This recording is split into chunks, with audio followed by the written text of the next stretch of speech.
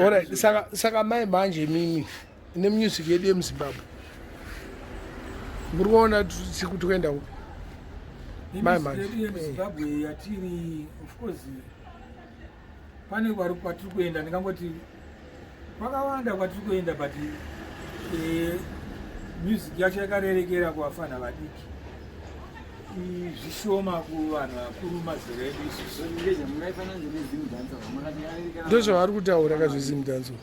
yakarerekera kuvafana vechidiki haibate vanhu vakuru stereki yese hamene music yenyu yamuri kuita yacho iyoyo yakarerekera kwamuri imimi vechidiki ndimi munofarira music iyoyo stereki saka kwamuri kuenda imimi ndimi mungatoziva kuti muri kuenda kupi but zvinochinja isusu hatina kuseta foundation ava ndeve mabhendi ka izvi zviri kuitwa nemakombiyuta izvozvo ndo zviri kurambwa nemageto youths ndozvavari kutaura handi ndo zvamuti ndizvozvo music yenyu imimi ndimunoziva kwairi kuenda because kana tikati tikupei maadvices hamudi because munoziva kudhara ndo zvamunozviita munozviti munoziva kudhara aiwa kuramba aiwa kuramba aiwa kuramba but ini ndangokuudza point yangu kutoti kutoramba pamberi penyu kuda kuedza kuratidza kutotsvaga ruzivo saka takamirira maanswers hamudi kuningirira kupuwa maadvices chokwadi chinofanira hamudi kutsiurwa hamudi kupuwa maadvices chete imimi ndo pane problem yenyu imimi mayuthi edu nesu madhara enyu hamudi kutsurwa because munozviti munogona munoziva kudhara saka uchiona tisingauye kana kwamuri kwacho kuti tuye padhuze nemi because munoziva kudhara unengeja makatarisa generation yangu inini ana joe yakati ana joe vafana redu ndizvozvo but muri musame line but kudzidza munhu haungarambi kudzidza havasi vese vamwe vanoramba munhu haarambi kudzidza of course but imimi hamudi kuudzirwa hamudi kupusiswa mukadai muchititsvaga kuti dhara anogara pakati paipe ndoda kuona mudhara sekuti dai pasina minox auya newe kunoku wanga uchauya here wega kwandiri kuti mudhara zvakati saka hamudi kuudzirwa kana mwana wavo chaipo tato haadi kuudzirwa naiwe pane pange paakaenda kusouth africa paipai muchiri kubaziva paakaenda kusouth africa tiri mafaunda zvedu but hatina kumboita zvenhingirikini zvekompyuta yedu ilive namanje kubata gitare nekutoridza gitare nekutoimba ipapo uchiridza gitare racho saka imimi manje kuti tifundisane kuti muite izvozvo hamudi oda zvinhu zviri nyore kwamuri nekuti beat inoridzwa nemushini iwo yawaisa mashoko ako pamusoro pemushini uri kuridza instead yekuti iwewe ugare kana pamangoma zvinoita kana ana Phil Collins zvezve anoridza madrums acho handitika woridza kana gitare racho woridza kana chii ari ana Ruth Stewart wozomixa zvinhu zvake woita sei munomutora example kandi we same age nemi aiwa ndozandikudaro kana achiridza instrument aiwa inzwa zvakafanana nana Jay-Z veve nana Snoop Dogg avatomboda kuona kana gitari ada zvinhu zviri izi saziyaka anofanira kumulinga kana na Dolly Parton vatomboda izvozvo ine ma-disadvantage api nema-advantage api asi zvenga hamuuyeka kwatiri kunisira rhythm ini ndopinda mucomplex zvinoita colors kana zvaitwa naJalava ndonoimba live zvakasiyana nezvinoitwa because avanotanga from start kutotanga kuridza gitari racho uri kuona chii chinoitika uzvibvunza uchizvipindurira vanhu uri kuona chodza imimi hamudi izvozvo chinoitika mudhanzi ka rhythm yakaridzwa is faster than magitari anopera rhythm inogona kuridzwa 1 minute oimba 1 minute akutochinja akutoridza imwe song avanoridza 1 song 30 minutes chimushini chinoita kuti chirambe zvichingorira chete kusvika maminutes anodiwa kuti song yakwana ma7 minutes inonzi bubblegum music ndeyavanotisira rhythm tobandapinda saka ndati imimi music yenyu music yamairidza imi yana Jonas Story sei ndichiziva unoiziva because unenge wainzwa ichirira pawireless aiwa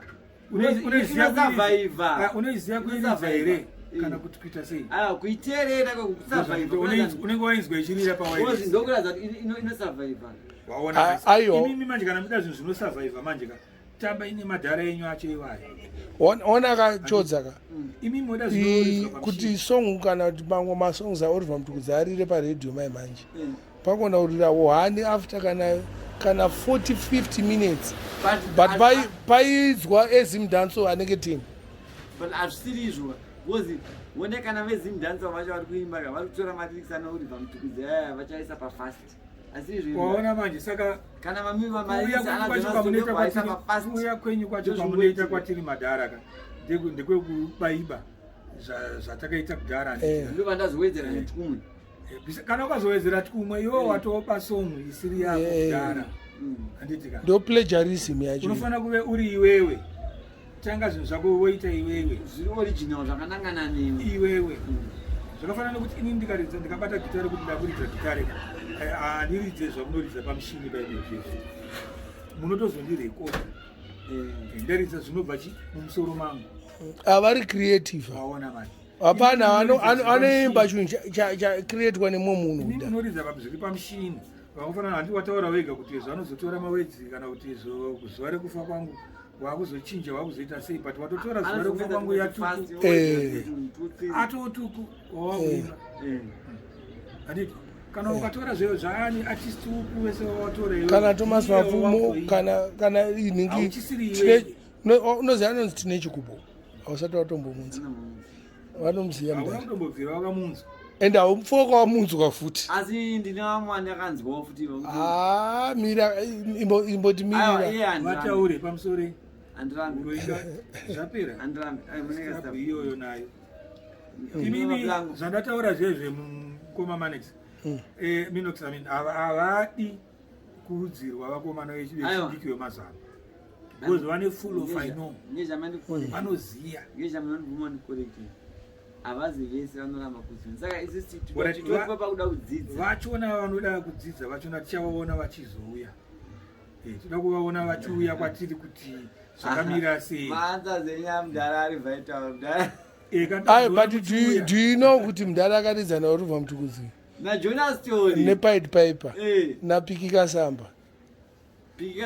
kufanda tambura mwaripo mudhara vakafa vatambura Jonas Story kuti ndikamboita kabreak mbichana vakatadza kuyambudza sabhu vakatadza kuyambudza sabhu maiza namba yesabhuku inongonzi sabhuku takaridza ndiso ndisanganati ndaingokuona ibva ndiri mufana pamavhidhiyo taurako sabhuku iyoyo nekufanda vakafa vatambura chodza unoziva Blataps weMarainmen tapera munhu airidzirani madrums vamutaurire Simon Chimbeto Simon Chimbeto mzati inini problem yakazoitika ndekuti pamwe niye kuti ndiri mufana Blataps ndakazowaziva vakuti vakaenda zvemai manje airidza naSimon Chimbeto kupera kwaakaita kufa kwaSimon Chimbeto unoziva kuti inhingi wedu mutabaruko anonzani 2+2 akatomboridza mabhendi nevanhu vakawanda varingeja munondibvuma here ndakakutaurira zvandakakuziva kuti imimi ndakatombokuudzai kuti imimi ndichiri kufamba nadhewa munomuziva muna mbiri kwekateksi ndichiuya padheni penyu ndichikuudzai kuti ngeja ndikugara nachinamhora makangano amwe rasta ramwe chidiki asi munondiziva aiwa zvemateksi zvichitoda zvemusic sha do you know that mndarambata haisira mudhararoni ndo vanhu haisa mainstruments kune vanhu vese enda kuna mudhararoni tatobva kuna blambata ndiyo mwe munhu anandatokangana weblaJosiah Mbata manyembani ndo vanhu haisa vanhu vese mainstruments mubari muno tanga tivana mudhara bondi chegugudza unazata amuziva mudhara bondi ndimuziva mudhara bondi chegugudza majestic sounds waikangano iri kuna zata ndokwakatouya Tuku achitangira kuita zvemusic Tuku mudhara bondi chegugudza aiwa ngasiri rasta mudara ngasiri rasta mundara maita bhu makuputa fodya tizvide zvokuputa fodya kana wakuita majestic sound manje mwana wacho maita bhu mundara totenda mwana wacho hamuna vanhu vamuda kumhoresa here hama neshamwari vari muno muzimbabwe nevari kunze kunyika muno muzimbabwe ndingade kutongomhoresa hangu imimi vandinavo 1 koitawo amai vangu vasiri kunzwawo mushe vari kumadhaka kuna jani kustep madha wangu kuti mwari avaitiro zvakanaka vachivararamewo chete hapana mumwe wandingade kukwazisa ndadzamhoresa mwana wenyimbo tatu mwana ndinogara naye kandikamuhoresa ndomhoresa kuti sei manje anokomugiritawo okay, big up potato mashani batatis unogara naye anonesa kuti umhorese iye aripo zvoda munhu ari uko saka hakuna vamwe vari kunzi hamuna kuridzana nagordon mapika here Gordon akaridzana mukanyi akamboridzana 6 manats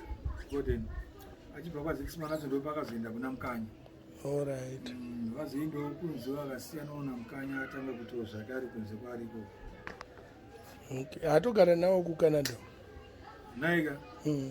alright pakanaka ndandakanganwa ndinomhoresa mwana wangu angel machondo ari kucanada iko alright maita basa kufone number murume wacho kufone number yekuti kana vachida kufonera vanofona panumber dzipi namba dzangu dzinoita izvo 0771 808 672 dzokererai futi 0771 808 672 vanenge vachidani Moses Mula Nyaruka alright ngomano wemabhendi mudhara wemabhendi apa futi ndewezheti chachi mudhara manje ndewezheti futi ndakubatai zheti yakapfuura kudhara shamwari ndinokusei kuda kuzheti